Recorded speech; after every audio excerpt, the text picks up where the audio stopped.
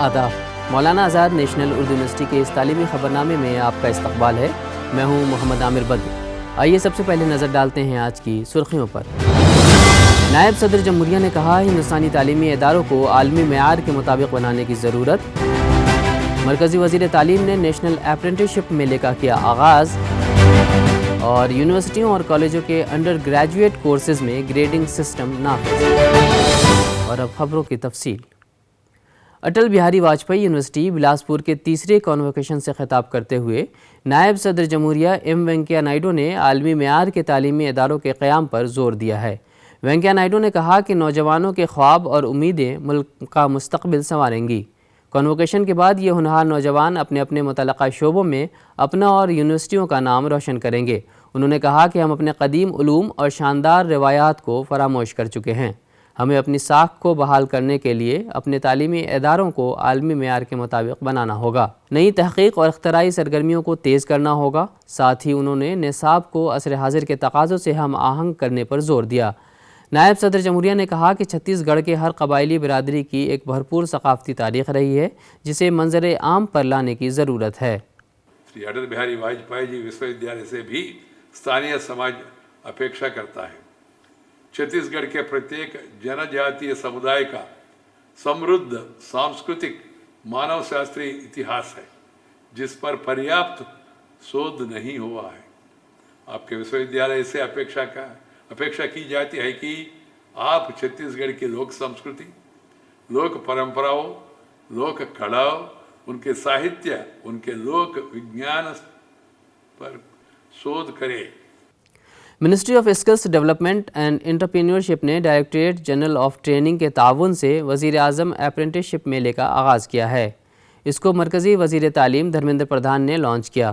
وزارت کے مطابق یہ میلہ ملک بھر میں 700 سے زائد مقامات پر منعقد ہوگا، جس کا مقصد نوجوانوں کو روزگار کے مواقع فراہم کرنا ہے۔ یہ پہل وزیر اعظم کی قومی اپرینٹسشپ پروموشن اسکیم کا ایک حصہ ہے۔ وزیر تعلیم کے مطابق اس کا انعقاد ماہانہ بنیادوں پر کرایا جائے گا۔ انہوں نے مزید کہا کہ اس عمل کو آسان بنانے کے لیے ایک ڈیجیٹل ڈیش بورڈ قائم کیا جائے گا اور اس کی مدد سے ملک بھر کے نوجوانوں کو ڈیجیٹل پلیٹ فارمز سے جوڑا جائے گا۔ اس پروگرام کا مقصد پی ایم نیم کے 10 لاکھ سے زیادہ نوجوانوں کے بینک کھاتوں کو ڈیجیٹل طور پر ادا کیے جانے والے وظیفے کے ساتھ منسلک کرنا ہے۔ وظیفے کے ساتھ ساتھ تربیت حاصل کرنے والوں کو تعلیمی کریڈٹ بھی فراہم کیا جائے گا جسے ضرورت کے مطابق استعمال کیا جا سکتا ہے۔ سب لوگ مل کے ہم لوگ ایک ایکو سسٹم ایسے بنائے جو کوالٹی مین پاور کی یہ ہب ہو۔ میں آج کے دن میں پھر سب کو بدھائی دیتا ہوں۔ بہت بہت دھنیہ واد۔ نمسکار۔ ملک کی یونیورسٹیوں اور کالجوں میں B A, B S C اور بی کام میں گریڈنگ سسٹم نافذ کیا جا رہا ہے۔ محکمہ اعلیٰ تعلیم کی additional chief secretary Monika S Garg نے اس سلسلے میں ایک حکم نامہ جاری کیا ہے۔ یہ نظام یو جی سی کے رہنما خطوط پر مبنی ہے۔ یہ گریڈنگ سسٹم پہلے 3 سالوں کے لیے لاگو ہوں گے۔ تمام مضامین کے پرچوں میں زیادہ سے زیادہ 100 میں سے حاصل کردہ نشانات کا حساب یونیورسٹی کے بیرونی امتحان میں 25 نشانات کے انٹرنل اسسمنٹ اور 75 نشانات کو شامل کر کے کیا جائے گا۔ ہر قسم کے مضامین میں پاس ہونے کے لیے ایکسٹرنل امتحان میں 75 میں سے 25 نمبر حاصل کرنا لازمی ہوگا اور انٹرنل اور ایکسٹرنل میں ایک ساتھ 33% نمبر حاصل کرنا لازمی ہوگا۔